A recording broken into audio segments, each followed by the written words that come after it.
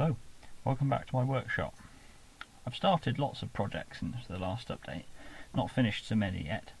To carry on with the Keen micro mill that's been in progress for quite a while now, I managed to fix the stopping and starting issues that were in the last video.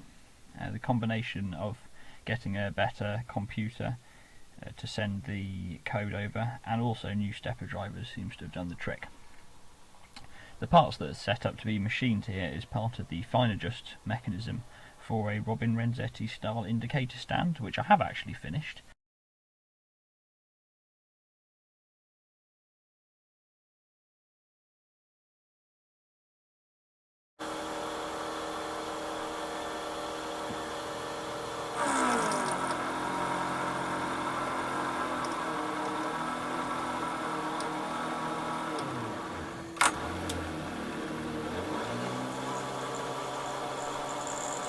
So, one broken end mill later, it turns out that the new upgraded stepper motor driver boards are too efficient and actually provide too much power to play with in comparison to the torque that's available on the spindle to keep the cutter rotating.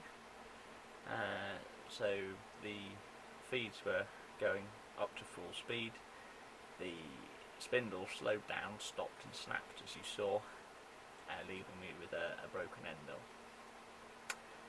Unfortunately I don't have another one of that size, so I've redone the programming work for a bit of a larger end mill, which is probably a better choice. It will mean a tool change halfway through. To solve that problem, I've designed and mostly manufactured a new spindle. The spindle has features which will eventually be used for quick changing the tooling, but as it's possible to use it without that, I can still make a start. The principle is similar to the Tormach TTS system, except as all my tooling has a 25mm diameter shank, which wouldn't fit in the R8 collet, I've gone with a 5C collet instead.